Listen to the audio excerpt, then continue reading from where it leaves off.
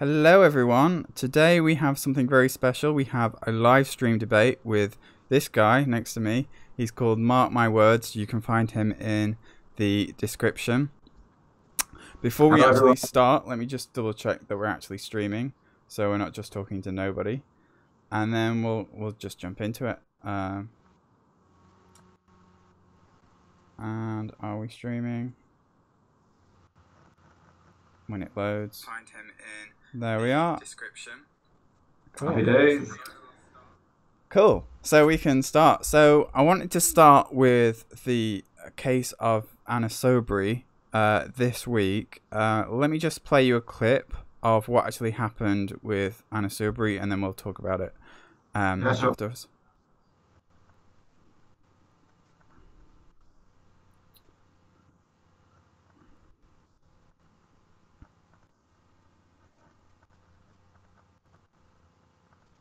Is we have to be absolutely... I do object to being called a Nazi, actually. Right. Well, apologies if you're offended by what you're listening to. I just think this is astonishing. This is what has happened to our country, actually. This is what's happened to our country. But anyway, let's try and move on and be positive about things. So, I don't know if you saw that clip or not, Mark, but basically Anna Soubry got called a Nazi. She claims that this is what's happened to our country, that we've deteriorated into this kind of thuggish mentality where debate is reduced to name-calling and thuggery. Do you think the protesters outside of Westminster were justified in their approach? Well, I'd say two things really. I did see it on the news, obviously.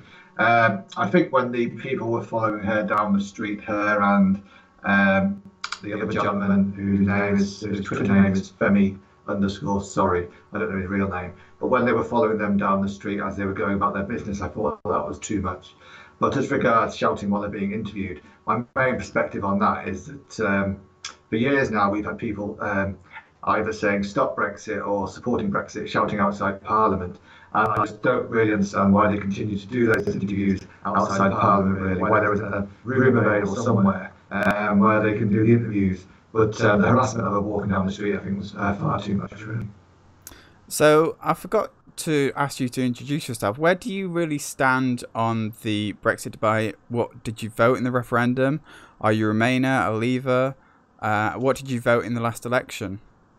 Well, I voted Remain in the referendum. When I'm online doing videos and so on, I try on Brexit and be fairly neutral. I do appreciate both points of view, and I voted Labour in the last election. I am a Labour member. But obviously Brexit is a very complicated issue that cuts across party lines. So I try and look at it from both sides. So, as a Remainer, you must be appalled at seeing another Remainer being attacked, surely. Well, obviously, I very much want to respect people's right to protest. But obviously, we live in this age now whereby online there's so much abuse, and now it seems to obviously be going into the streets.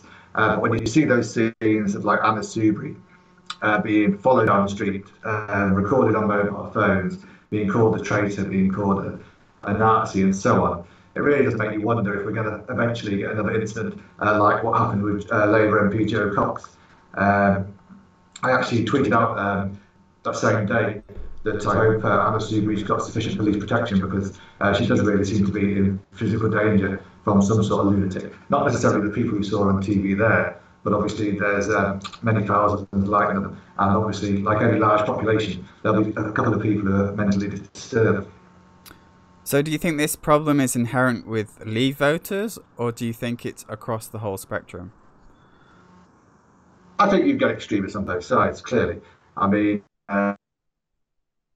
spend much time on Twitter, you would see MPs or politically vocal people on the left or the right both receiving abuse, be it racial abuse, misogynistic abuse or death threats and so on. So I think it's more likely perhaps to turn violent from the far right wingers that support Brexit. But obviously you get unacceptable abuse from both sides of the debate, really. Okay. That's very interesting. Because do you think then, therefore, that by policing this situation, we'd end up with... Would Brexiteers feel like that they're being censored? Should we have more police around Westminster, or should those police and those resources be used for other things like knife crime in London? Well, I think at the end of the day, people need to be allowed to protest, or people need to be allowed to get on with their daily lives. So, for instance, as I say, when people are being interviewed in what is a public space outside Parliament and they get heckled, there's not much you can do about that, really.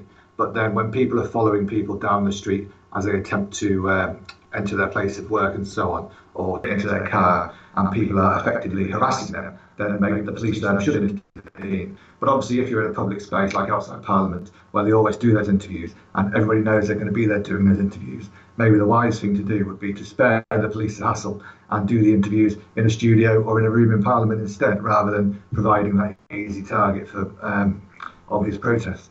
Do you think the media are to blame then for doing those interviews in College Green?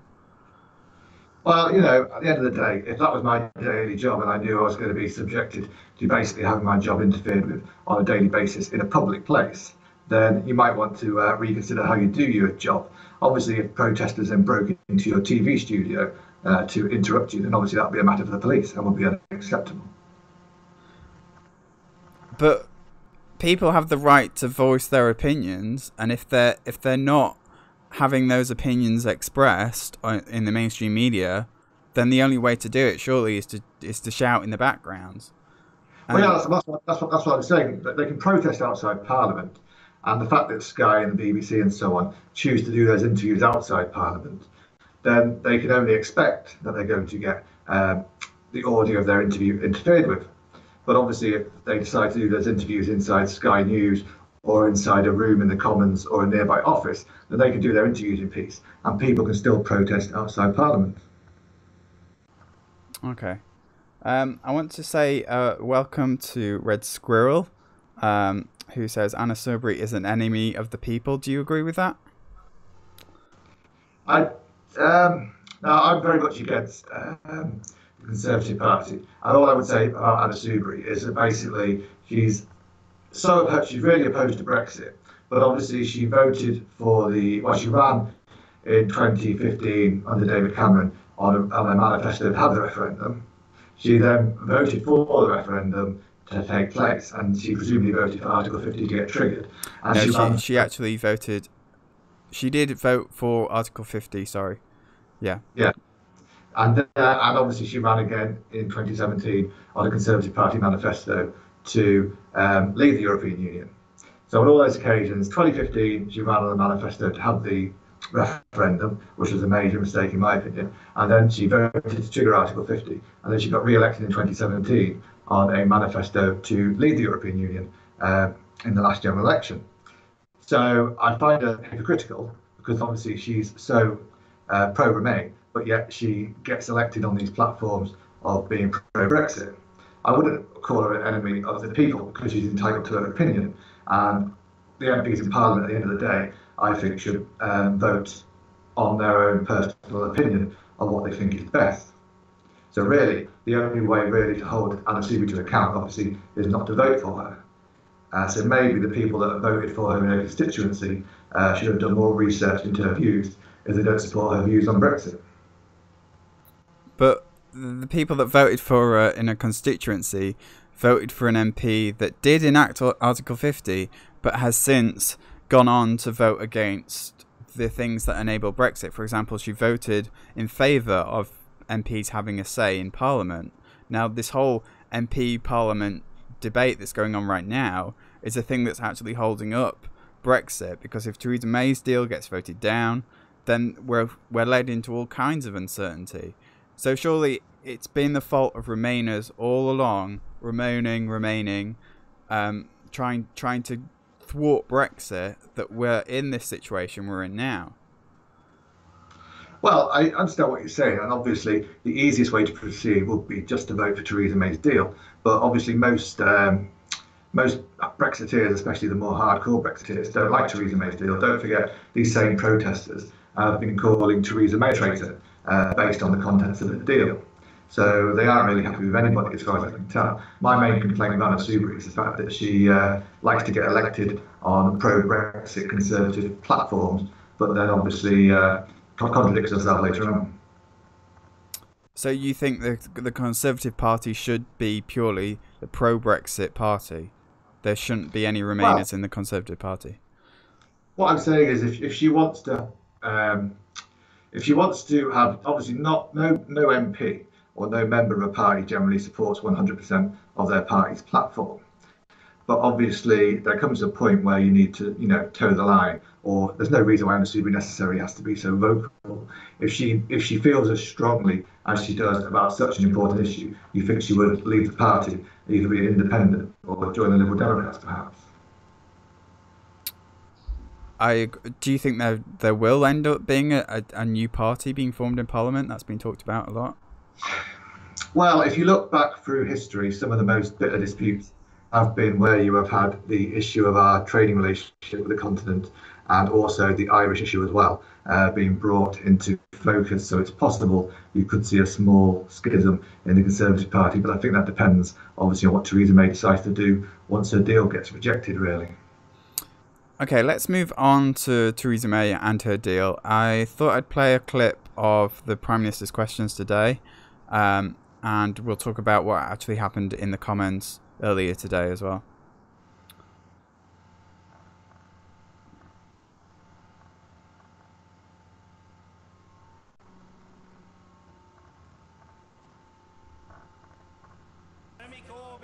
Well, in the midst of that very legal changes to the clear amount of window dressing is going to satisfy members of this House. They want to see clear legal changes to the document that the government presented to this House. The Foreign Secretary said the Prime Minister has not been asking for anything new in her discussions with the European Union. She doesn't tell us, so doesn't that tell us that the Prime Minister has been recklessly wasting time holding the country to ransom with the threat of no deal in a desperate attempt to blackmail MPs to vote for her hopelessly unpopular deal? Prime Minister. The right honourable gentleman can say what he likes about no deal, but he opposes any deal that the government has negotiated with the European Union. He opposes the deal. He opposes the deal that the EU say is the only deal, and that leaves him with no deal. The only way to avoid no deal is to vote for the deal. If the right honourable gentleman...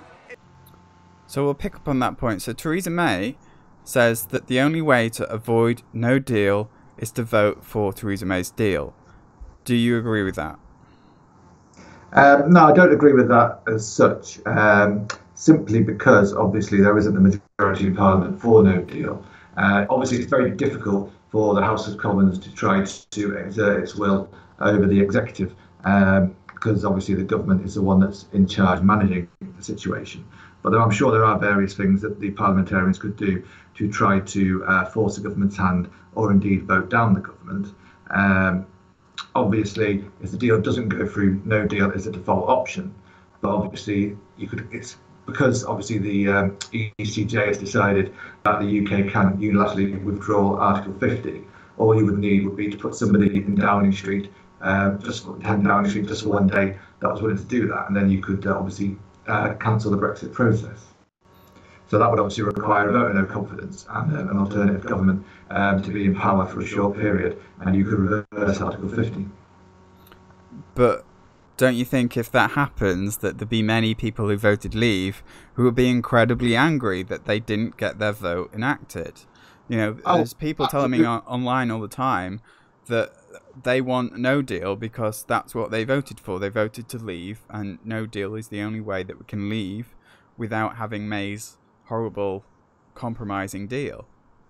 Oh no, absolutely. I mean, from that perspective, I do agree with that. I think possibly the worst outcome of this situation would be if Theresa May was to go for a second referendum, where it was her deal versus Remain, which is what the People's Vote campaign want, because obviously that would completely disenfranchise anybody whose primary wish was to leave the European Union.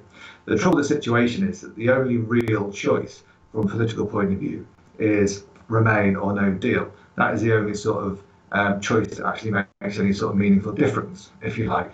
But obviously Parliament won't back no deal because they know how economically damaging it will be. So, for instance, Theresa May might consider having a referendum where she would put her deal versus no deal, because obviously in her logic that would honour the result of the first referendum, because the result would definitely be leave. So therefore she could run a referendum saying her deal versus no deal, but that would never get through Parliament, I would imagine. Because obviously if Parliament don't want her deal and they don't want no deal, they wouldn't obviously allow a referendum on which both options were unpalatable to them. But in terms of retracting Article 50, the reason I would suggest that as a possibility is not necessarily to overturn Brexit as such, but to prevent no deal. And in that way, you keep the ball in the UK's court. If you ask Article 50 to be extended, that would not necessarily provide you with enough time to come up with a new solution. Because although you could obviously extend Article 50 indefinitely, the signs are that the European Union wouldn't want it to be extended beyond the European elections, because they're worried about how many EU MPs we would send over that would be anti the EU, which is probably what would happen if we had to have fresh European elections to the European Parliament in around about May.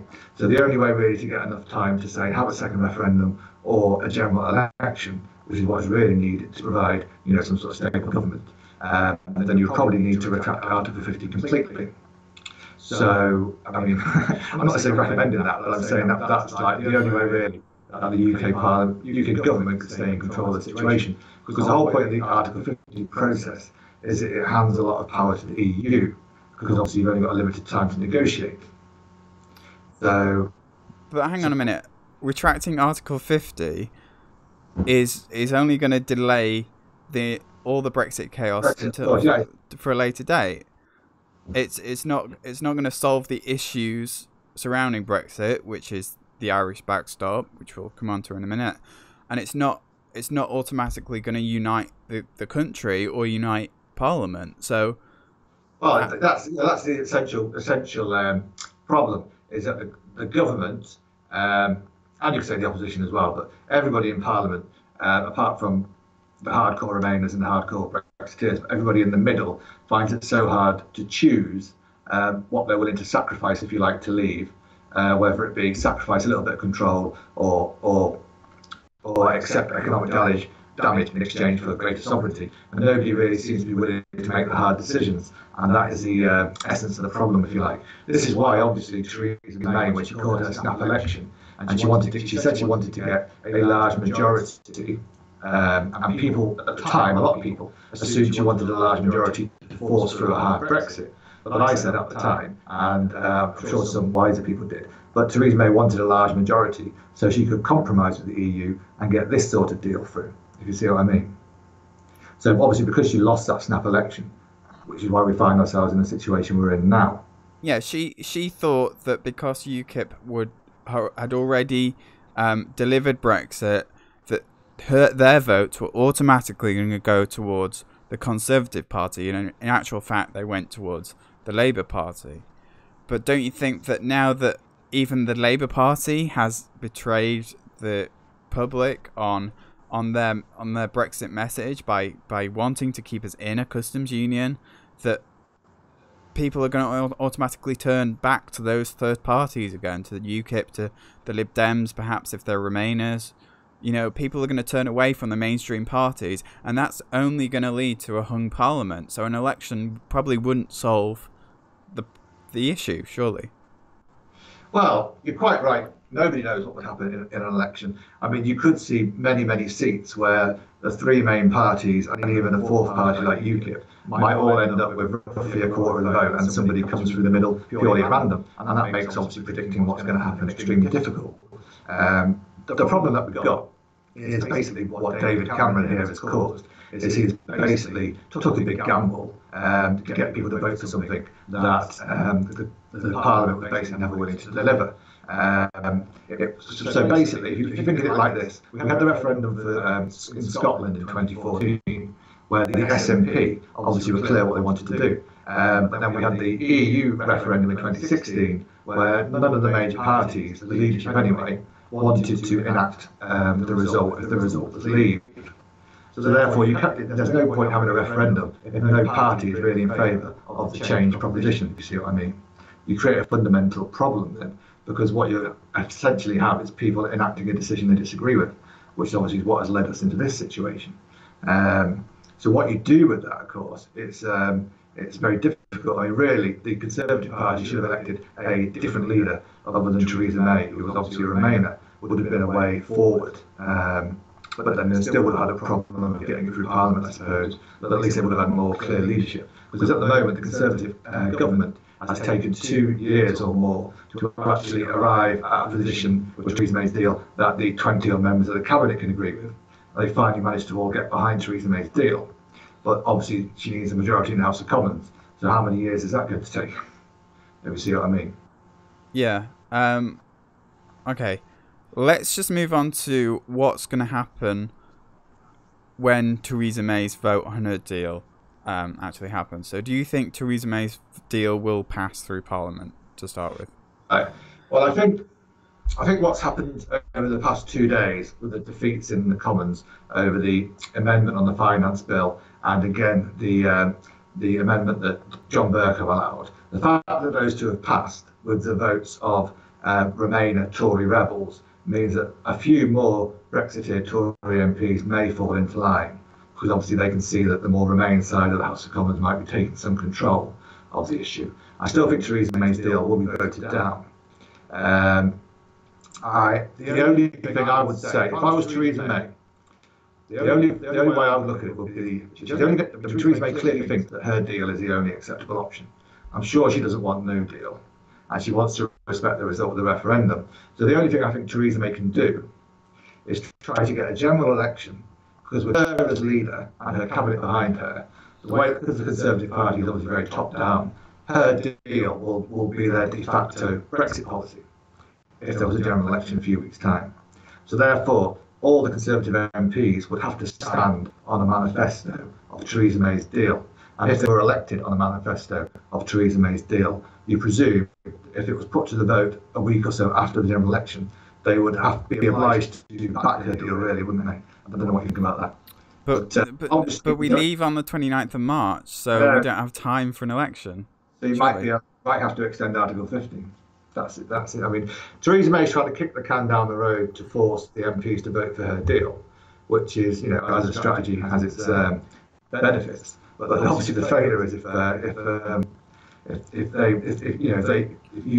the other side doesn't back down, then you run out of time, don't you? Do you think the EU would allow us to extend Article 50? Oh, I think so. I think. Well, let's put it this way. There's a certain percentage of people in this country, the Brexiteers, who want no deal.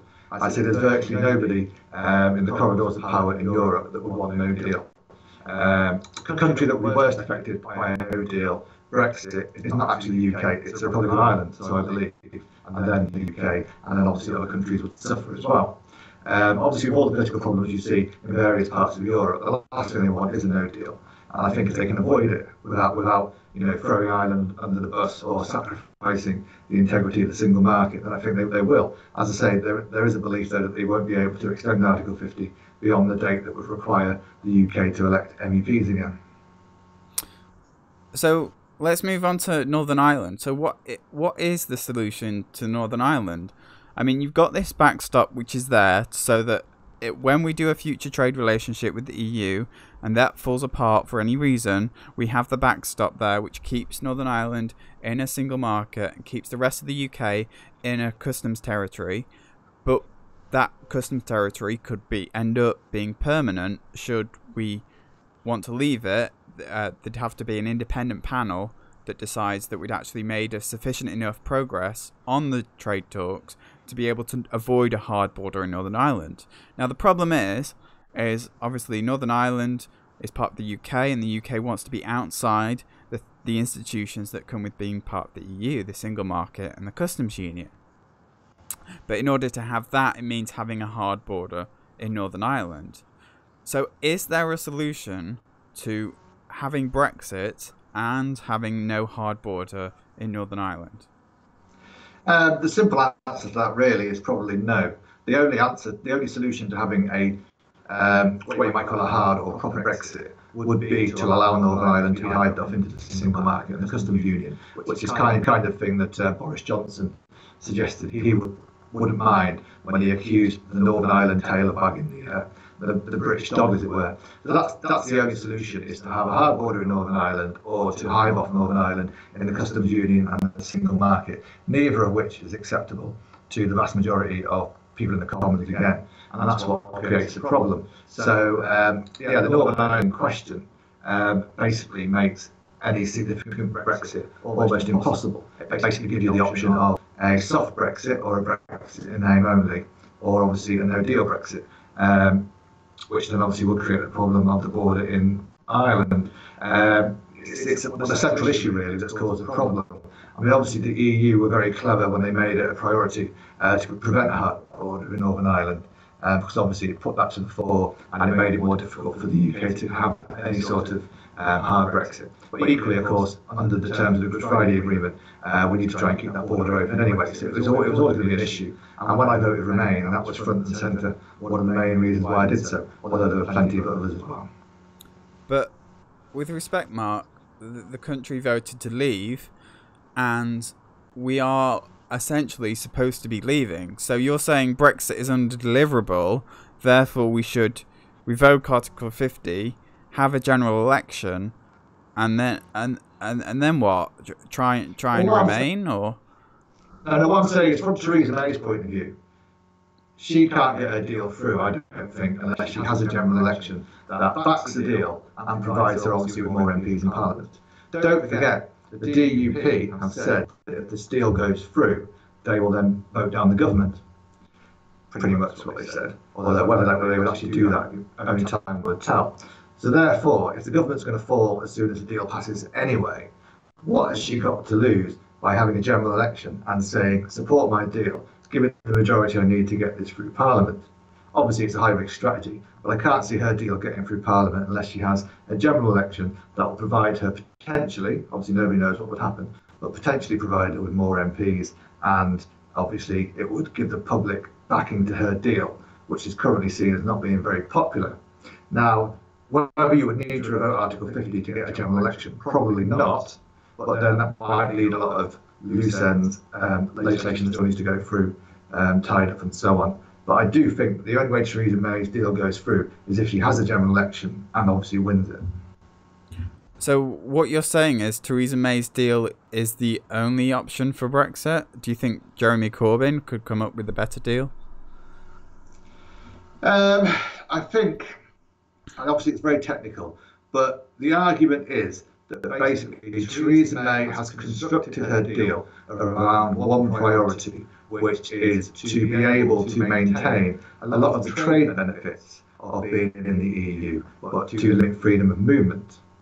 So the Labour Party perspective, I think, will be that they always talk about Theresa May's red lines. They say Theresa May's drawn lots of red lines around freedom of movement and the ECJ. So that's what's caused her to have to come up with this very contorted deal. So I think the Labour position basically is they wouldn't have the same red lines, and therefore they wouldn't require the Northern Ireland backstop in quite the same way.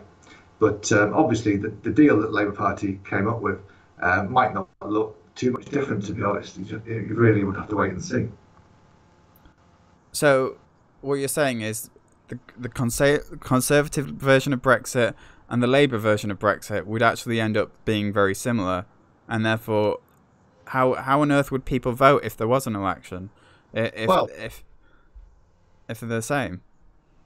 Well, this is another important issue, of course, is that if I was an ordinary voter, I don't think I would be choosing which party to vote for based on their Brexit policy. I would be looking at other issues, which is obviously what happened last time around when Theresa May wanted to make the election about Brexit and failed to do so. Obviously, my manifesto positions were pretty much identical anyway on Brexit.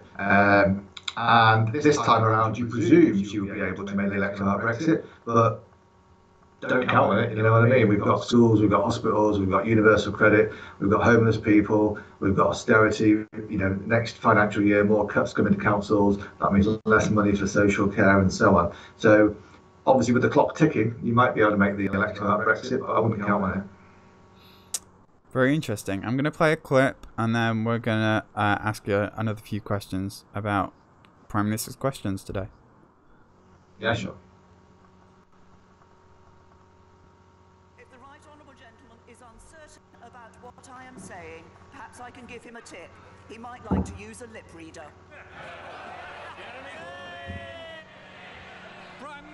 The Prime Minister says that it's the only deal available. If that is the case, why wasn't it put to a vote on December the 11th in this House? Why has there been a delay of 5 weeks on this? The Prime Minister said she hopes to get written assurances before the vote next week. So can I ask the Prime Minister this? Will the changes she's looking for be made to the legally binding with...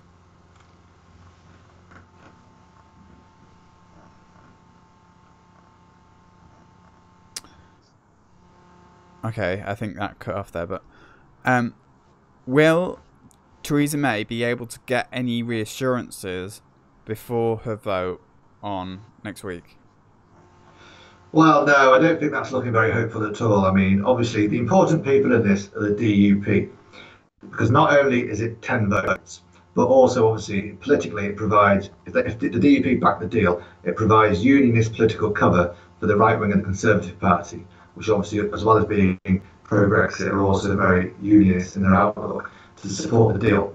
So the DUP needs to be satisfied that basically there won't be any strong legal differences between Northern Ireland and Great Britain. And as the EU have clearly said that they're not willing to reopen the withdrawal agreement at this time, then any reassurances or extra little political declarations will not be legally binding. And we saw obviously the mess that happened just before Christmas, with the government having to publish its legal advice, and what happened there when they tried to avoid doing that. Anything that isn't legally binding is not going to please the DUP, I think. So you can't get the DUP. Well, the DUP have already said there's no way that they're going to support Theresa May's deal. So she would there be any Labour MPs, do you think, that would switch over and say, well, our position on Brexit is similar to your position on Brexit anyway, so we'll support this deal for now? Well, you see, that's the thing, isn't it? Because obviously, as we said earlier on, perhaps the Labour leadership's deal on Brexit might not look too different from Theresa May's, but those backbench Labour MPs that might go against the Labour leadership, of course, are the ones that are more pro-Remain. The number of Labour leavers is very small. I think last night, it was the number of people that voted against Yvette Cooper's amendment was only 3 Labour MPs, Kate Hoey, Graham Stringer, and somebody else. I'm not quite too sure, but there's only 3 anyway. So there aren't enough Labour leavers that want this to get this deal through. I think even Kate Hoey said she won't vote for it. So I think the number of Labour votes they're going to get is very slim indeed, to be honest.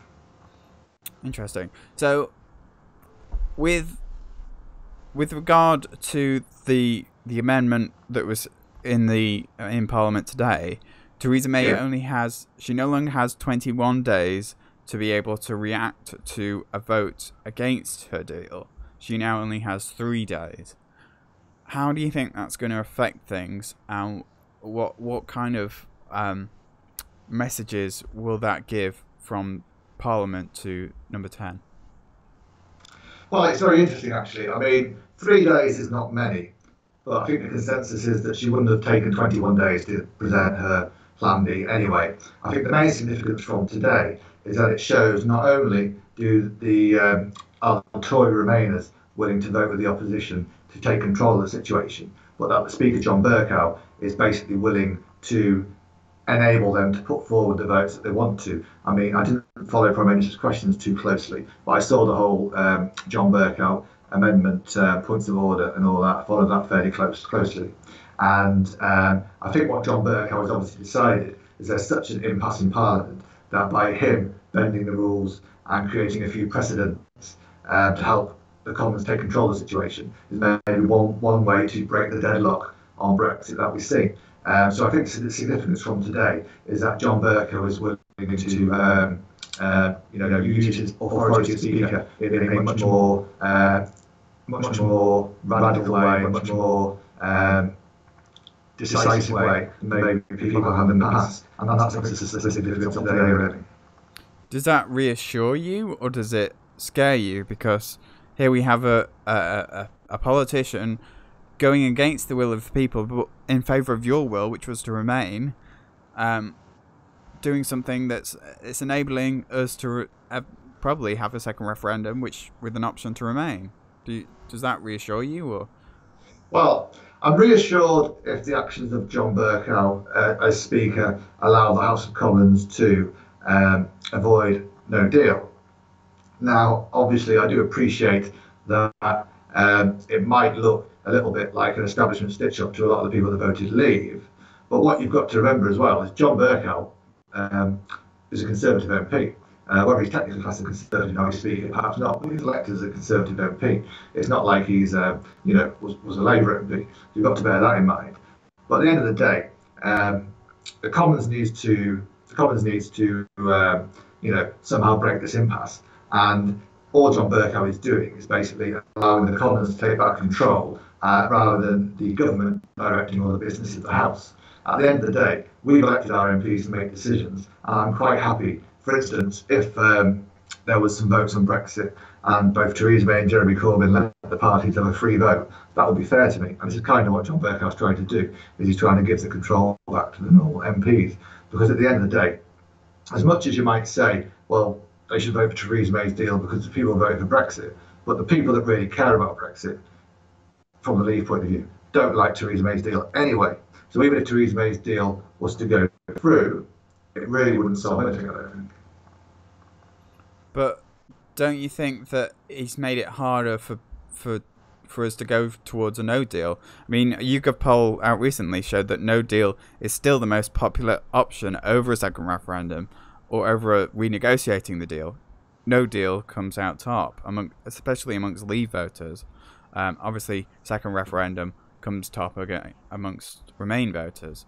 So don't you think that because Leave won in that 2016 referendum, that he's betraying those voters, and he's not being neutral in his role as Speaker? Well, I mean, obviously I'm no expert on the rules of the House of Commons, but he has pulled a little bit of a fast one today, if you know what I mean. I mean, that would appear to be the general consensus. But I just think at the end of the day, there is no way that this gets resolved. Don't forget, even if Theresa May's deal goes through, that allows us to leave the European Union, but it doesn't provide the clean break that most leavers want. And it will still obviously remain to be negotiated our future trading relationship. So very little is actually agreed, other than the fact that once we're out, we'll then lose a lot of our leverage with the EU. Now, in terms of I get the impression you seem to think that no deal is really the only way to properly fulfil the mandate of the referendum. And I can appreciate why you would say that. As I said earlier on, I think the only real meaningful choice is between Remain and no deal. And if the government wanted to run a referendum on that basis, I would probably agree with that. Because those are the only two actual choices that have a difference. If you ran a referendum between Remain and Theresa May's deal. So you're saying that we should hold a referendum between betraying the votes of the will of the people or destroying the economy? It's a choice between one or two. That's all. I think that's all you can do. Basically, is Remainers want to remain, and if Leavers want a no-deal Brexit, then that is the only real political choice. The fact of the matter is, David Cameron should never have offered this referendum in the first place. If people really wanted to leave the EU, but don't you think we're past that now? Like we should be working towards a Brexit.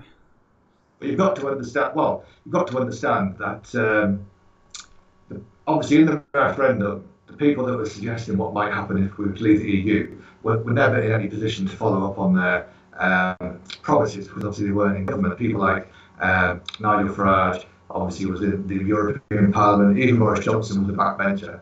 The only person, even Michael Gove was in the cabinet at the time, but people like Dominic Cummings, Aaron Banks providing the money, and the leadership of those Leave campaigns are only fringe figures. So therefore, once Theresa May ended up with the mandate to leave the EU, she obviously had to decide how she wanted to do it, and there's no winning way of doing it really. She could have gone straight away for no deal and prepared for it, but I'm not sure she would have lasted too long in the job if she'd done that. So really, there was no really good way of handling the mandate that the referendum gave her. Really. Okay, so I want to turn to some of the many comments we've been getting. Thank you very much, guys, online for commenting in the chat. I'm going to read them out now. So Papa Bear says, May is a traitor. No deal, no problem. See Switzerland for proof. Is Switzerland proof? The Switzerland situation would be the best position for the UK to be in. But the EU has said it doesn't want that. I think the Switzerland have got like something like 200 plus bilateral arrangements with the EU, so every single sector is covered by a separate treaty. And they've probably got one of the best positions of all the countries that are just outside the EU orbit. I don't think there's any way that we could get that. What I would say is this, is that obviously it's going back in time a bit again, but the Article 50 process is not really fit for purpose. If I had been Theresa May and I'd been lumbered with that mandate to leave the EU, the only way I could see that you could handle it would basically be to tell the EU that you are not willing to negotiate your exit under the Article 50 process. And then all you can do really then is just be a troublemaker until you get some sort of amendment to the Article 50 that allows you to negotiate fairly, if you know what I mean. It sounds a little bit childish, but really I think that's all you could do basically, is veto everything the EU wanted to do until they let you leave on some sort of basis. But to be fair to Theresa May, she had to honour her commitments, her legal commitments, which is why we're paying the £39 billion to the EU. You know, Article 50 is a legally binding contract that we signed up to as when we were part of the EU. So therefore, we have to follow its rules. Yeah, that's what I'm saying. But what I'm saying is, Britain was under no obligation to activate Article 50 when it did. It could have said to the EU, we want to leave, we can't leave under Article 50, because that basically says that you're out, and then you start to renegotiate your relationship. And it also puts a time limit on it, and that is not a practical thing for us to do. But we have to leave, and therefore we need you to either A, negotiate a deal before we activate Article 50, or pass a treaty to change Article 50 so that it's not such a game of chicken that we see at the moment, you know what I mean? No pun intended, chicken wire. Do you think that's what perhaps took her so long? I mean, it took her a good 6 months to actually write that letter to trigger Article 50. Do you think that's probably what she was doing? Or do you think I can't remember that far back really. I think she was probably just working out what would be the best sort of date to leave, really. No, the problem is the Article 50 process. If you like, in this situation, you've got two almost insoluble problems. You've got the time-limited nature of Article 50 and the fact that they say they won't even negotiate a new relationship until you are a third country. That's the first conundrum. And the second conundrum is the unique situation in Northern Ireland. And both of those situations make the referendum mandate almost impossible to deliver unless you have a no-deal Brexit. Now, I have sympathy with leaders from that point of view because I understand completely what they mean.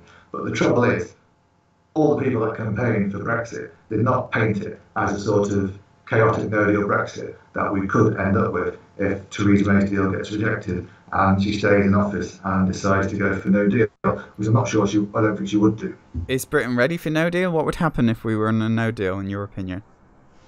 Well, obviously I'm no expert, but we're certainly not ready. I mean, there was a farcical practice traffic jam down in Kent the other day where they paid some lorry drivers a couple of £100 each to drive down the motorway a few miles and sort of do a little bit of a practice run. But I really can't see that we would be in any position for no deal. I'm not really sure what would happen. I'm not an expert on these things, but I don't think it would. I think it would be pretty chaotic.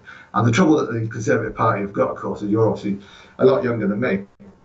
But I was born in 1975. My mother was born in 1937. She would constantly, my mother and my uncle would constantly mention to me the winter of discontent, as it's called, where they had lots of strikes and bins weren't being collected and people weren't being buried because the grave diggers were on strike. But if no deal Brexit was, any fraction... But that was under a Labour government. A Labour government used more. Yeah, that was because people are on strike. That could happen under any government. What I'm saying is that keeps on getting referred to.